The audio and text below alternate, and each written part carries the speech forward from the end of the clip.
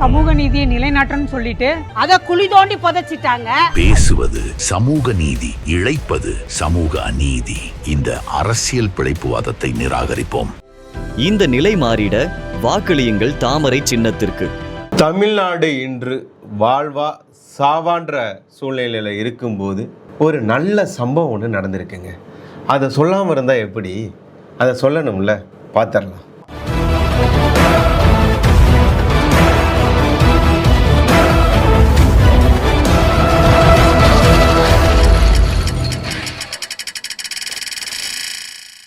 வரக்கூடிய 2026 மே 4 என்ன நடக்குமோ அப்படின்னு சொல்லி தமிழ்நாடு எதிர்பார்த்து கொண்டிருக்கக்கூடிய இந்த தருவாயில் தமிழ்நாட்டின் வரலாற்றில் மிக முக்கியமான சூழ்நிலையில் இருந்து வருகிறோம். இந்த நேரத்தில் தமிழக மக்கள் மத்தியில் ஒரு மாற்றத்திற்கான அலை வீச தொடங்கியது. இது ஒரு சாதாரண அலை இல்லை, இது அரசியல் மாற்றத்திற்கான, ஆட்சி மாற்றத்திற்கான மாபெரும் அலை வீச தொடங்கிவிட்டது.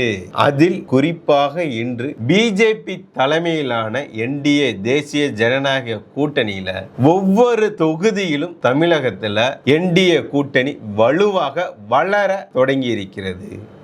இது எப்படிப்பா விஜய், தமிழ்நாட்டில் தேசிய ஜனநாயக கூட்டணி வலுவாக வளர தொடங்கி விட்டது, வேரூன்றி வளர தொடங்கி விட்டது அப்படின்னு சொல்றியே, அது எப்படி அப்படின்னா, ஆமாங்க, இப்போது பாரத பிரதமர் நரேந்திர மோடி அவர்கள் கன்னியாகுமரி வந்தாரா? அது மட்டும் இல்லாம இப்போது தேசிய தலைவராக இருக்கக்கூடிய நிதின் நபீன் அவர்கள் போனாரா?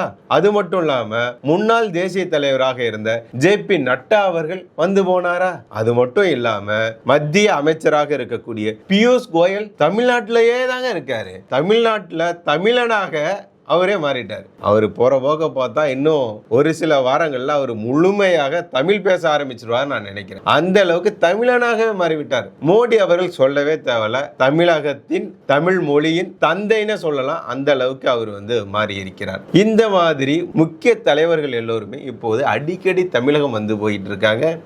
அவங்கள் வருகையால் தமிழ்நாட்டில் தேசிய ஜனநாயக கூட்டணியின் அவர்களின் வருகையால் தமிழ்நாட்டில் தேசிய ஜனநாயக கூட்டணி வேரூன்றி வளர்கிறது, நல்லாவே வளர்ந்துருச்சு அப்படின்னு கூட சொல்லலாம். அதை எப்படி எங்கெல்லாம் நடந்திருக்கு அப்படின்னா, சாத்தூர், அறந்தாங்கி, ராமநாதபுரம், மதுரை தெற்கு, கந்தர்வக்கோட்டை, இந்த மாதிரி முக்கிய பகுதிகளில் தேசிய தலைவர்கள் நேரடியாக சென்று மக்களை சந்தித்து அவர்களுடைய குரல்களை கேட்டு வந்திருக்கின்றனர். மக்களோட நேரடி தொடர்புல இருக்கிறாங்க தேசிய தலைவர். இங்க இருக்கக்கூடிய ஸ்டாலின் அவர்கள் வந்தா கூட நீங்க ஏதாவது கோரிக்கை கொடுக்க போனீங்கன்னா உங்களை அப்படியே ஏதோ ஒரு வேண்டா இருப்பா அப்படியே பார்த்துட்டு போவாங்க, மேலே தொற்றக்கூடாதுன்னு இப்படி ஒதுங்கி போவாங்க. ஆனால் பாரத பிரதமர் நரேந்திர மோடி அவர்கள் சமீபத்தில் நாகர்கோவில் வந்திருந்த போது அவரை நீங்கள் பார்த்துருந்தீங்கன்னா தெரியும், கையை பிடிச்சி ஒரு வயதான முதியவர் பெண்மணி அவங்களோட கையை பிடிச்சி இப்படி ஆசீர்வாதம் வாங்கக்கூடிய நிகழ்வு பார்க்கும்போது எனக்குலாம் ஒரு மாதிரி ஆயிடுச்சு. ஏன்னா நம்மளும் ஒருத்தரை வச்சிருக்கிறோம், நம்மளாம் ஏதோ தொட்டா அவங்களுக்கு ஏதோ தீட்டுன்ற மாதிரி போகிறார், நம்மளாம் ஏதோ தீண்டத்தகாதவர்கள், அந்த வார்த்தையெல்லாம் பயன்படுத்தக்கூடாது.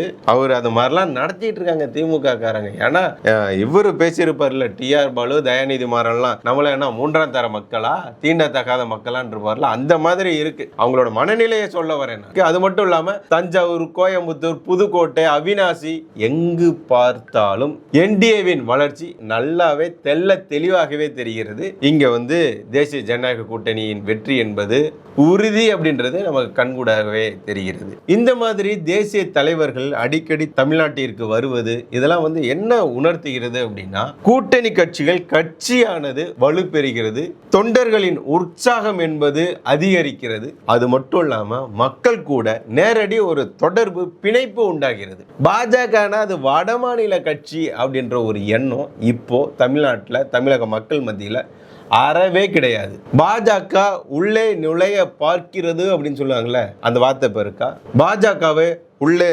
விடமாட்டோம், அனுமதிக்க மாட்டோம் அப்படின்லாம் சொன்னாங்கல்ல, இப்போ அந்த வார்த்தையை கேட்டிருக்கீங்க இல்லை? ஏன் அப்படின்னா, ஏற்கனவே பாஜக தமிழ்நாட்டில் காலூன்றி வேரூன்றி ஆலமரமாக வளர்ந்து விட்டது. அந்த ஆலமரமானது எந்த அளவுக்கு வளர்ந்து இருக்கிறது அப்படின்றத இப்போ வரக்கூடிய தேர்தலில் நம்ம பார்க்க போகிறோம். திமுக அதனால தான் உச்சக்கட்ட பயத்தில் இருக்கு. குறிப்பாக தென் மாவட்டங்கள்லாம் தேசிய ஜனநாயக கூட்டணிக்கு வலுவான ஒரு அடித்தளமாகவே மாறிடுச்சு. அதனால தான் திமுக கூட்டணி ஒரு பெரிய பயத்தில் இருக்காங்கன்னு கூட நம்ம சொல்லலாம். இதுல மேலும் குறிப்பாக ஒரு விஷயத்தை சொல்லணும். பாரத பிரதமர் நரேந்திர மோடி அவர்கள் இந்த தேர்தலில் பிள்ளையார் சொல்லியே கன்னியாகுமரியெல்லாம் போட்டு தொடங்கி இருக்கிறார். ஏன் அப்படின்னா தென் மாவட்டங்களில் வெற்றி என்பது உறுதியாகி விட்டது அப்படின்னு சொல்லி அவருக்கு ஒரு ரிப்போர்ட் கிடைச்சிருக்கு. அதனால தான் என்னமோ தெரியல, ஸ்டாலின் அவர்களுக்கு தென் மாவட்டங்களை கண்டாலே ஆக மாட்டேங்குது, பதறாரு, பயப்படுறாரு. மோடி அவர்கள் அன்னைக்கு வந்தார் பார்த்தீங்களா, முக்கியமான தலைவர்கள்லாம் அதில் இருந்தாங்க. அதிமுக பொதுச் செயலாளர் எடப்பாடி அவர்கள் இருந்தாரு, நயினார் நாகேந்திரன் அவர்கள் இருந்தாரு, முன்னாள் மாநில தலைவரான அண்ணாமலை அவர்கள் இருந்தாரு, முன்னாள் மத்திய இணை அமைச்சரான பொன் ராதாகிருஷ்ணன் அவர்கள் இருந்தாரு. இந்த மாதிரி எல்லா முக்கிய தலைவர்களும் அவர் கூட ரோட் ஷோல இருந்தாங்க. நீங்க ஏதோ ஒரு பொதுக்கூட்டத்தை நடத்தி மோடி அவர்கள் அதுல பேசிட்டு போயிடல, மக்கள் கூட நேரடியா சந்திக்கணும், நேரடியா தொடர்புல இருக்கணும், அவர்களுடைய குரலை கேட்க வேண்டும் அப்படின்னு சொல்லி ரோட் ஷோ போனாருங்க அவரு.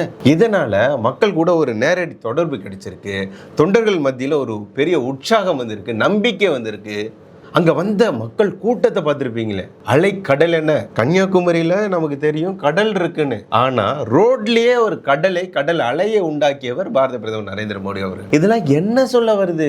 மக்கள் மத்தியில ஆட்சி மாற்றம் வேண்டும் அப்படின்றத தெளிவால காட்டுது, உறுதிப்படுத்துது. இந்த மக்கள் கூட்டம், மக்கள் அலை என்பது உறுதிப்படுத்துகிறது. இதுல மேலும் குறிப்பாக இன்னொன்னு சொல்லட்டுமா, பாரத பிரதமர் நரேந்திர மோடி அவர்களின் இந்த கோயமுத்தூர் வருகை என்பது மேலும் இந்த அலை என்பது உயரப் போகிறது அப்படின்றதற்கான அடையாளம் தெளிவா தெரிகிறது. திருப்பரங்குன்றம் தொடங்கி இந்த வருடத்தில் மட்டும் மோடி அவர்கள் அடிக்கடி தமிழகத்திற்கு வந்து போகிறார். குறிப்பாக சென்னைக்கு வந்திருந்தாரு, அடுத்து திருப்பரங்குன்றம் வந்திருந்தார், மதுரைக்கு வந்திருந்தார், அடுத்து மலைக்கோட்டை மாநகரம் திருச்சிக்கு வந்திருந்தார், இப்போ விவேகானந்தர் அவர்கள் வாழ்ந்த கன்னியாகுமரிக்கு வந்திருந்தார். இதெல்லாம் நம்ம பார்க்கிறோம். இப்போ அடுத்ததாக கோயமுத்தூர் வர இருக்கிறார். அவ்வளவுதாங்க, திமுக கதை முடிந்தது. அதை தான் உறுதிப்படுத்துகிறது இந்த தேசிய தலைவர்களின் அடிக்கடி தமிழகம் வருகை. பாரத பிரதமர் நரேந்திர மோடி அவர்கள் சொன்னதே அதானே, தேசிய ஜனநாயக கூட்டணி தமிழகத்தில் ஆட்சி அமைக்கும் போது ஊழல் செய்த திமுக அமைச்சர்கள் மீது கண்டிப்பா நடவடிக்கை எடுக்கப்படும் அப்படின்னு சொல்லி இருக்கிறார். அதை எடப்பாடி அவர்களும் உறுதிப்படுத்தி இருக்கிறார். மோடி அவர்கள் சும்மா சொல்றவர் கிடையாது, சொன்னதை செய்து முடிக்க போகிறார் திமுக என்ற கட்சி அப்படின்னு சொல்லி உறுதிப்படுத்தி இருக்கிறாரு. ஆனா கேட்கவே தேன் வந்து பாயுது இன்ப காதினிலே அப்படின்னு சொல்லி அந்த இதுதான் எனக்கு அந்த வரிகள் தான் ஞாபகத்துக்கு வருது. இதுல இருந்து மக்களோட மனநிலை எப்படி இருக்கு அப்படின்றத நம்ம புரிஞ்சுக்க முடியுது. ஒரு சரியில்லாத ஒரு ஆட்சி, தற்போதைய ஆட்சியில மக்களுடைய கோரிக்கைகள் முழுமையாக பூர்த்தி செய்யப்படவில்லை அப்படின்றது நமக்கு தெரிய வருது. நிர்வாகத்தில் உள்ள பல குறைபாடுகள் தெளிவாகவே நமக்கு புரிய வருகிறது. அது மட்டும் இல்லாம மக்கள் வாழ்க்கையில பெரிய மாற்றம் இல்ல, தாக்கம் தான் உண்டாயிருக்கு. ஏன் அப்படின்னா விலைவாசி உயர்வு, பாதுகாப்பின்மை இந்த மாதிரி எல்லாம் அதிகரித்து இருப்பதால் மக்கள் வாழ்க்கைன்றது மாற்றம் இல்லாம தாக்கம் ஏற்பட்டு இருக்கிறது. இதெல்லாம் மக்கள் மத்தியில பெரிய ஒரு அதிர்வலையை இந்த திமுக ஆட்சி மீது உண்டாக்கி இருக்கிறது. இதற்கு மாறாக மக்கள் என்ன வேண்டும், என்ன மாறணும் அப்படின்னு நினைக்கிறாங்க அப்படின்னா, ஒரு நல்ல ஒரு ஆட்சி, தெளிவான ஒரு ஆட்சி தமிழகத்தில் அமையணும். அது மட்டும் இல்லாம பொறுப்பான ஆட்சி, பாதுகாப்பான ஆட்சி தமிழகத்தில் அமையணும். அது மட்டும் இல்லாம வளர்ச்சி நோக்கிய திட்டங்கள், இளைஞர்களுக்கு வேலை கொடுக்கக்கூடிய, தமிழ்நாடு முன்னேறக்கூடிய, வளர்ச்சிகளை கொண்டு வரக்கூடிய, முதலீடுகளை கொண்டுகிட்டு வரக்கூடிய, சும்மா வெளிநாட்டுக்கு போய் சீன் போட்டுக்கிட்டு போட்டோ எடுக்கக்கூடிய விளம்பர மாடல் ஆட்சி எங்களுக்கு வேணாம். உண்மையான முதலீடுகளை கொண்டுகிட்டு வரக்கூடிய ஒரு ஆட்சி தான் எங்களுக்கு வரணும் அப்படின்னு சொல்லி மக்கள் முடிவு பண்ணிட்டதெல்லாம் இந்த தேர்தலில் உறுதியாக நமக்கு தெரிய வருகிறது. இப்ப திமுக பிடிக்கலீங்க, வேற கட்சிகளுக்கு ஓட்டு போடலாமே, ஏன் நாம தேசிய ஜனநாயக கூட்டணியை ஆதரிக்க வேண்டும் அப்படின்னு ஒரு கேள்வி நீங்க கேட்டீங்க அப்படின்னா அதற்கான பதிலை நான் இப்ப உங்களுக்கு சொல்ல போறேன். ஏன் அப்படின்னா என்டிஏ கொடுத்த வாக்குறுதிகள் என்ன அப்படின்றத நம்ம பார்க்க. பெண்களுக்கு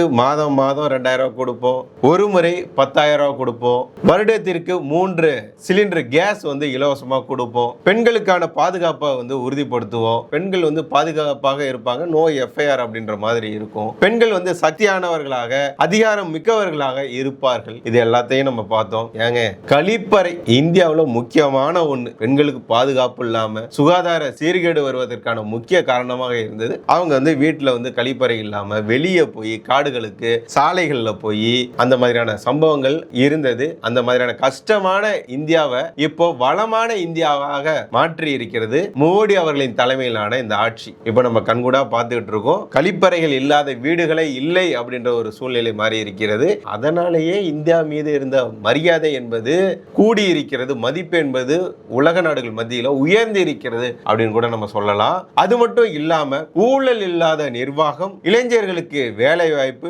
பெண்கள் பாதுகாப்பு மற்றும் முன்னேற்றம், கட்டமைப்பு வளர்ச்சி, அது மட்டும் இல்லாம முதலீடுகள் மற்றும் தொழில் வளர்ச்சியை உறுதிப்படுத்துவது, விவசாய மக்களுக்கு அவங்க கொடுத்த வாக்குறுதி, மீனவர்களுக்கு அவர்கள் கொடுத்த வாக்குறுதி, இது எல்லாத்தையும் மக்கள் வந்து பார்த்துட்டு இருக்காங்க. அதுவும் தமிழக பாஜக கொடுத்த வாக்குறுதி இருக்கு.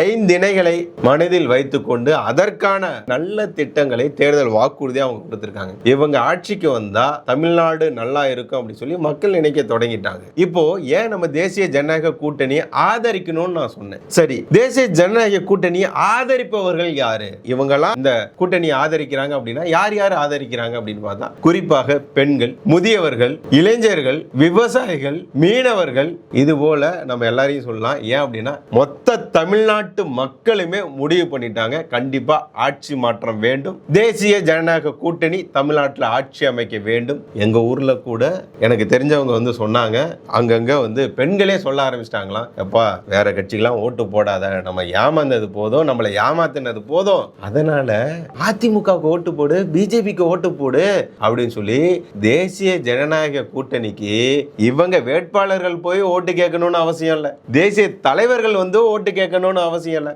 அந்தந்த ஊர்ல இருக்கக்கூடிய கிராமத்தில் இருக்கக்கூடிய பெண்களே தானாகவே முன் வந்து இந்த மாதிரி கேட்க தொடங்கிட்டாங்களாம். ஆமா, நீ வேற கட்சிக்கெல்லாம் போடாத, அவங்க வந்து என்னத்த செஞ்சாங்க, இந்த கூட்டணி ஆட்சிக்கு வந்ததுன்னா எவ்வளவோ வாக்குறுதிகள் கொடுத்திருக்கிறாங்க, கண்டிப்பா இவங்க வாக்குறுதி கொடுத்து ஏமாத்த மாட்டாங்க, செய்வாங்க. ஏன் அப்படின்னா அம்மா அவர்கள் செஞ்சது எப்படி இருந்தது, நல்ல திட்டங்களை கொடுத்தாங்களா? இப்போ எடப்பாடி அவர்கள் இருக்கும்போது எவ்வளவு நல்ல திட்டங்களை கொடுத்தாங்க. ஆனா இவங்க வந்த பிறகு பாத்தீங்களா, தாலிக்கு தங்கத்தை நிறுத்தி விட்டாங்களா, அப்புறம் அம்மா உணவகத்தை மூடிட்டாங்களா, அது மட்டும் இல்லாம இலவச மடிக்கணினி திட்டம் என்ன பண்ணாங்க? ஆகவே இந்த கூட்டணி ஆட்சிக்கு வந்தாதான் நமக்கு விடிவு காலம் கிடைக்கும். தங்கெல்லாம் எவ்வளவு ரேட்டு விக்குதுன்னு பாருங்க மக்களே, பார்த்தாவது நமக்கு வந்து திருந்தணும். அதனால இந்த குடும்பம் திருடுவதற்கோ ஊழல் பண்ணுவதற்கோ நம்மளா கிடைச்சோம், அவங்க நிம்மதியா வீட்டுல இருக்கட்டும், நாமளும் நிம்மதியா சுதந்திரமா பாதுகாப்பா இருக்கணும் அப்படின்னா தேசிய ஜனநாயக கூட்டணி தானே ஆட்சிக்கு வரணும். அந்த பெண்கள் கேட்கறது பேசுறது சரியா தானே இருக்கு. ஆகவே வரக்கூடிய தேர்தல்ன்றது ஒரு சாதாரண தேர்தல் இல்ல, ஒரு புதிய பாதைக்கான வழிவகுக்கக்கூடிய ஒரு தேர்தல், மாற்றத்திற்கான தேர்தல், வளர்ச்சிக்கான தேர்தல், இளைஞர்களுக்கான தேர்தல், முன்னேற்றத்திற்கான தேர்தல், பெண்களுக்கான பாதுகாப்பிற்கான ஒரு தேர்தல். ஒட்டுமொத்தமா இது சாதாரண அலை கிடையாது. மக்கள் மத்தியில் உண்டாகி இருப்பது மாபெரும் புரட்சிக்கான அலை. இந்த தேர்தல் உறுதிப்படுத்தி இருக்கிறது. வெற்றி வந்து தேசிய ஜனநாயக கூட்டணிக்கு உறுதியாகிவிட்டது. அதனாலதான் மோடி அடிக்கடி வந்துட்டு போறாரு, தேசிய தலைவர்கள் அடிக்கடி வந்துட்டு போறாங்க. நான் நம்புறேன்பா, நீங்க நம்புறீங்களா? அப்போ ஜெய் ஸ்ரீராம் அப்படின்னு சொல்லி கமெண்ட் பண்ணுங்க. நன்றி. கல்வியில தமிழ்நாட்டை நம்பர் 1 மாநிலமாக்கும்னு சொன்னாங்க. விஷமாகும் மதிய உணவு, இடிந்து விழும் மேற்கூரை, தண்ணீர் இல்லா கழிப்பறை, இதுவே தமிழக பள்ளிகளின் அவல நிலை. இந்த நிலை மாறிட வாக்களியுங்கள் தாமரை சின்னத்திற்கு.